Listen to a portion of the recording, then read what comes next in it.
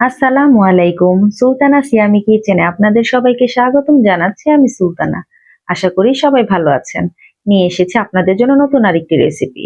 আজকে আমি আপনাদেরকে দেখাবো চিকেন ফ্রাই রেসিপি। রেসিপিটি আমি গ্রামে তৈরি করেছি। গ্রামে বেড়াতে এসে আমরা সবাই একসাথে বাচ্চারা পিকনিক করেছে। ওইখানে আমরা সবাই চিকেন ফ্রাই তৈরি করে খেয়েছি। সেই রেসিপিটি আজকে আপনাদের সাথে শেয়ার করব। আমি যেভাবে বাসায় বানিয়েছি খুবই সহজ নিয়মে ঘরোয়া জিনিস দিয়ে তৈরি করে দেখাবো।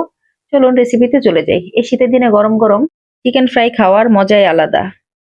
প্রথমে আমি এখানে 2.5 কেজি পরিমাণ একটি মুরগি বড় করে কেটে নিয়েছি। তারপরে রেগুলার সাইজে করে আমি সুন্দরভাবে কেটে নিয়েছি। আর বড় যেই টুকরাগুলি ছিল সেগুলির মাঝখানে আমি একটু চিড়ে চিড়ে নিয়েছি যাতে মশলা ঢোকে। মশলার জন্য আমি এখানে দিয়ে নিচ্ছি 1 চা চামচ ধনে পাতা বাটা। আর এখানে দিয়ে দিয়েছি আদা রসুন বাটা 1.5 চা চামচ। এখানে আদা রসুনের পরিমাণটা আমি একই রেখেছি। দিয়ে দিলাম গরম মশলা 1.5 চা চামচ। আর দিয়ে দিব এখানে কাবাব মশলা। আমরা বাসায় কাবাব মশলা তৈরি করে নিয়েছি। ওই মশলাটা দিয়ে দিলাম 1 চা চামচ। দিয়ে দিলাম ভাজা জিরা গুঁড়ো 1/2 চা চামচ। 1/2 চা চামচ ধনিয়া গুঁড়ো আর মরিচের গুঁড়া দিয়ে দিয়েছি 2 চা চামচ। একটু হালকা ঝাল হলে খেতে ভালো লাগবে তাই দিয়েছি। এখন আমি দিয়ে দিলাম 1 টেবিল চামচের মতো টমেটো সস। দিয়ে দিয়েছি স্বাদ মতো লবণ আর 1/2 চা চামচ পরিমাণ টেস্টিং সল্ট।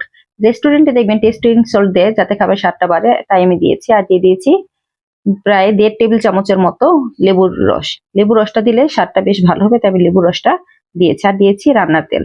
আমি টেস্টিং সল্ট ব্যবহার করেছি রেস্টুরেন্টে যেহেতু দেয় স্বাদটা বাড়ানোর জন্য, তাই আমি রেস্টুরেন্ট স্টাইলে কিন্তু আপনাদেরকে আজকে এই চিকেন ফ্রাইটা তৈরি করে দেখাবো। আর এখানে কিন্তু আমি গোলমরিচ অ্যাড করেছিলাম 1 চা চামচ। আপনারা কিন্তু এটা আমি স্কিপ হয়ে গেছিল, আপনারা কিন্তু এটা স্কিপ করবেন না, অবশ্যই দিয়ে নেবেন। সরি, স্কিপটা হয়ে যাওয়ার জন্য ভিডিওটা আমি কিন্তু দিতে পারলাম না। আপনারা এটা দেওয়ার পরে সব মশলাগুলি এর সাথে সুন্দরভাবে মিশিয়ে নেবেন। মিশিয়ে নেওয়ার পরে এই মাংসটা আপনারা অনেকক্ষণ মেরিনেট করে রাখবেন। সাথে সাথে কিন্তু ভাজবেন না, তাহলে বেশি খেতে ভালো লাগবে না। মেরিনেট করার কম হলে 40 মিনিট মেরিনেট করে রাখবেন।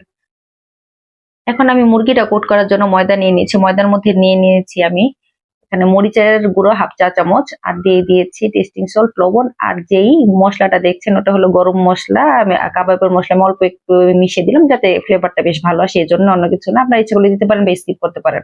আর সাথে অল্প হালকা একটু গোলমরিচের গুঁড়ো দিয়ে দিয়েছিলাম ওইটার মধ্যেই।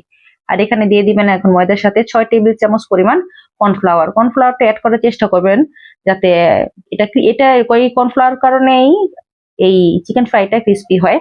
যদি কর্নফ্লাওয়ার না থাকে তাহলে আপনি স্কিপ করতে পারেন। এক্ষেত্রে আপনারা মনে করবেন না যে আপনাদের চিকেন ফ্রাইটা ক্রিস্পি হবে না, হবে, কিন্তু কর্নফ্লাওয়ারটা দিলে একটু বেশি ক্রিস্পি হয়। এখন আমরা এখানে নিয়েছি নর্মাল পানি। এই পানির মধ্যেই আজকে এটা ডুবিয়ে আপনাদের দেখাবো কিভাবে চিকেন ফ্রাইটা তৈরি হয়। যে মশলা মাখানো ছিল এটা আমার প্রায় 50 মিনিটের মতো রেখেছিলাম। আমিও খুব বেশি রাখতে পারিনি, 50 মিনিটের মতো রেখেছি। আপনারা কিন্তু একটু রাখবেন, রাখার চেষ্টা করলে ভালো হয়। এখন ময়দার মধ্যে সুন্দরভাবে চিকেন ফ্রাই গুলি আস্তে আস্তে করে, আপনি চিকেন ফ্রাইটা কিন্তু হাতে লাগবেন, আপনি দেখেন আমি কিভাবে ঘুরিয়ে ঘুরিয়ে নিচ্ছি। আস্তে আস্তে করে সুন্দরভাবে চেপে চেপে ময়দা দিয়ে ধরবেন। দিয়ে সুন্দরভাবে মেখে এক্সট্রা যে ময়দাটা আছে এটা ঝেড়ে ফেলে দিবেন। এক্সট্রা কোনো ময়দা থাকবে না। দেখেন আমি সুন্দরভাবে ঝেড়ে ফেলে দিয়েছি। এখন এটা কি করবো, নর্মাল পানিতে এটাকে ডুবিয়ে রাখবো। খুব বেশি সময় না, 20-30 সেকেন্ড রাখলেই হবে। আমি আস্তে আস্তে করে যে কয়েকটা আর কি একসাথে কয়েকটা করে আস্তে আস্তে করে নিব, কারণ একসাথে সবগুলো এতগুলি তো করা সম্ভব না, দেখানো সম্ভব না। তাই আমি আপনাদেরকে কয়েকটা করে দেখাচ্ছি। এইভাবে করে আপনারা সুন্দরভাবে করে নেবেন। এটা হলো গিয়ে আমি আস্তে আস্তে সুন্দর করে সবগুলি যে কয়েকটাই করছি সুন্দরভাবে এখানে একবার করে নিলাম।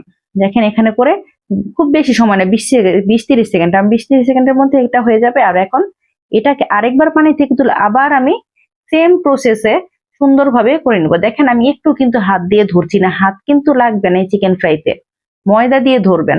হাত দিয়ে লাগলে কিন্তু যে কোটটা করেছেন সেই কোটটা উঠে যাবে। এজন্য সুন্দরভাবে আস্তে আস্তে করে ময়দা দিয়ে ধরেই এটাকে ভালোভাবে চেপে চেপে ভালোভাবেই করে নেবেন। দেখেন এটা যখন ভালোভাবে গড়িয়ে নেওয়া হয়ে যাবে তখন সুন্দরভাবে এটাকে ঝাড়ি দিবেন। ঝাড়া দিলে হবে কি, উপরে এক্সট্রা যেই গুঁড়িটা আছে এটা পড়ে যাবে। পড়ে গেলে যেখানে একটু যাতে যেখানটা ধরে ঝাড়া দিচ্ছেন এটা খালি হয়ে গেলে এটা একটু গুঁড়ি লাগিয়ে দিবেন, তাহলে হয়ে যাবে। এটা এখন আপনি ইচ্ছা করলে আরেকবার কোট করতে পারেন, আবার আরেকবার নাও কোট করতে পারেন। আমরা এত বেশি খুব বেশি আর কি ময়দা পড়ে গেলে অনেক সময় খেতে ভালো লাগে না, তাই আমাদের ওরা বাচ্চারা, যেহেতু বাচ্চাদের সাথে আমরা পিকনিক করছিলাম, ওরা বলেছে যে না এইভাবে না, আমরা অল্প করেই খাবো, তো আমরা ওইভাবেই করেছিলাম। এজন্য আমরা বেশি করি না। আপনার ইচ্ছা করলে কিন্তু আরেকবার কোট করতে পারেন, ওটা কিন্তু আরো বেশি ভালো হয়, কারণ ক্রিস্পিনেসটা উপরে ময়দাটা পড়লে বেশি থাকে, দেখতে অনেক বড় বড় হয়। দেখেন আমি সবগুলি কিন্তু একই প্রসেসে করে নিচ্ছি। আমি আর করব না, তাই আমি একবারই দেখিয়েছি আপনাদের। আপনি ইচ্ছে করে 2 বার 3 বার করতে পারেন, সমস্যা হয় না। রেস্টুরেন্টে কিন্তু 2-3 বার করেই ওরা করে, তাহলে দেখতেও বড় হয়, ক্রিস্পিনেসটা ভালো হয়। যেহেতু বাসায় করছি আমরা ঘরোয়া ভাবে, তাই আমি খুব বেশি করিনি। দেখেন এই যে দেখেছেন, আমি একবার ভিজিয়ে একবার করেছি, তাতে এত সুন্দর একটা ক্রিস্পিনে যে একটা উপরে যে ঝালরের মতো হয় এমন হয়ে গেছে। এখন দেখেন আমার সব রেডি হয়ে গেছে। এখন আমি তেলটা গরম করে ডুবো তেলে এগুলি ভেজে নিব। আমি এখন আস্তে আস্তে করে সাইড দিয়ে ঘুরে ঘুরে সব সাইড থেকে একটা একটা করে চিকেন ফ্রাই দিয়ে দিব। এই চিকেন ফ্রাই গুলি কিন্তু ভাজতে একটু সময় লাগবে, আপনারা কিন্তু তাড়াহুড়া করতে যাবেন না, একটু কম আছে আস্তে আস্তে করে ভাজবেন, একটু সময় নিয়ে ভাজবেন। এগুলো ভাজতে প্রায় 10-12 মিনিটের বেশি সময় লাগে। আমার তো ভাজতে প্রায় 13 মিনিটের মতো সময় লেগেছিল, এমনই তো 12 মিনিটের মতো লেগে যায়, কারণ খুব বেশি ছোট হতো না পিসগুলি, মোটামুটি কিন্তু বড়ই পিস। এখন এগুলি যদি আপনি আস্তে ধীরে না ভাজেন তাহলে হবে কি, ভিতর থেকে কাঁচা থেকে যাবে, উপর থেকে পুড়ে যাবে। এজন্য সব দিক থেকে সমান হওয়ার জন্য আস্তে আস্তে ঘুরিয়ে ঘুরিয়ে ভাজবেন। এতে হবে কি, যেমন খেতেও মজা হবে, ভিতরে জুসিনেসটা ভালো থাকবে। খুব বেশি মানে শক্ত করা যাবে না, খুব বেশি একবারে নরম। অনেক সময় আছে না, বেশি আস্তে ভাজলে মনে হবে কি যে ভিতরে হয়ে গেছে, আসলে না, ভিতরে হয়নি, ভিতরে কাঁচা কাঁচা থেকে যাবে, উপরে ক্রিস্পি ভাবটা থাকলেও ওটা পুরো পুরো যাবে। এজন্য আস্তে ধীরে সুন্দর করে ভেজে নেবেন, খুব বেশি তাড়াহুড়া দরকার নেই। একটু এগুলি ভাজতে একটু সময় লাগে, যেহেতু কাঁচা তাই ভাজতে একটু সময় লাগবে। আপনারা ধীরে সুস্থে বানিয়ে এটা খেয়ে দেখবেন, অনেক ভালো লাগে এটা খেতে। রেস্টুরেন্ট স্টাইলে আজকে আমি আপনাদেরকে খুবই ঘরোয়া স্টাইলে বানিয়ে দেখালাম। আপনি এইভাবে বাসায় তৈরি করে খাবেন, খুবই ভালো লাগবে। আমার রেসিপি যদি ভালো লাগে অবশ্যই আমার চ্যানেলকে লাইক, কমেন্ট, শেয়ার এবং সাবস্ক্রাইব করে পাশে থাকবেন। দেখেন আমার কিন্তু চিকেন ফ্রাই গুলি আস্তে আস্তে ভাজা হয়ে যাচ্ছে। আমি এখন আস্তে আস্তে সবগুলি তুলে নিব। অনেক সুন্দর করে আমি ভেজে নিয়েছি, একটু লাল লাল করে, যাতে খেতেও ভালো লাগে। আমার চিকেন ফ্রাই গুলি কিন্তু খেতে অনেক মজা হয়েছিল, মশলা পুরো পারফেক্ট হয়েছিল। বাচ্চারা সবাই, বড়রা খেয়ে সবাই বলেছে খুবই ভালো হয়েছে। আপনারা বাসায় এভাবে করে বানিয়ে খেয়ে দেখবেন, খুবই মজা হয়। দেখেন এটা কিন্তু আমরা সস দিয়েও খেতে পারি, আবার চাটনি যেটা আছে তেঁতুল দিয়ে বানায় ওইটা দিয়েও খেতে পারেন, ধনেপাতার চাটনি বা এমনি চাটনি, যে কোনো কিছু দিয়ে খেতে পারেন। আমার রেসিপিটি ভালো লাগলে অবশ্যই বাসায় ট্রাই করে দেখবেন, খুবই মজার একটি রেসিপি। সবাই ভালো থাকবেন, সুস্থ থাকবেন। নতুন কোনো রেসিপি নিয়ে আবার আমি হাজির হব। আল্লাহ হাফেজ, আসসালামু আলাইকুম।